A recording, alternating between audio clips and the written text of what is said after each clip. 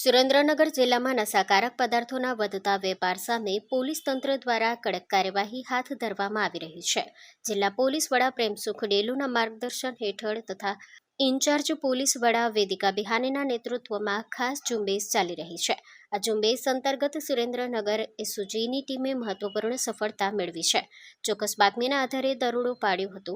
દરોડા દરમિયાન યાસીન ઉર્ફે માથો ઇકબાલ બાબી ઉંમર વર્ષ 37 રહેવાસી ખાટકીવાસ ધાંગધ્રાના રહેણાંક મકાનમાંથી ગેરકાયદેસર રાખેલ 1 કિલો 84 ગ્રામ સૂકો ગાંજો ઝડપાયો હતો. પોલીસે આરોપી પાસેથી કુલ 54,200નો મુદ્દામાલ તેમજ 2 મોબાઈલ ફોન કબજે કર્યા છે. આ મામલે આરોપી સામે ધાંગધ્રા સિટી પોલીસ સ્ટેશનમાં ગુનો નોંધવામાં આવ્યો છે અને આગળની તપાસ હાથ ધરવામાં આવી રહી છે. સાથે જ આ ગાંજો સપ્લાય કરનાર હર્ષદભાઈ કિશોરભાઈ રહેવાસી લીંબડીને પકડવા પોલીસ દ્વારા ચક્રો ગતિમાન કરવામાં આવ્યા છે. સ્ટોરી રિપોર્ટ બાય દિનેશ ગામવા સાથે ઋતુલકુમાર ધામેચા, ધાંગધ્રા.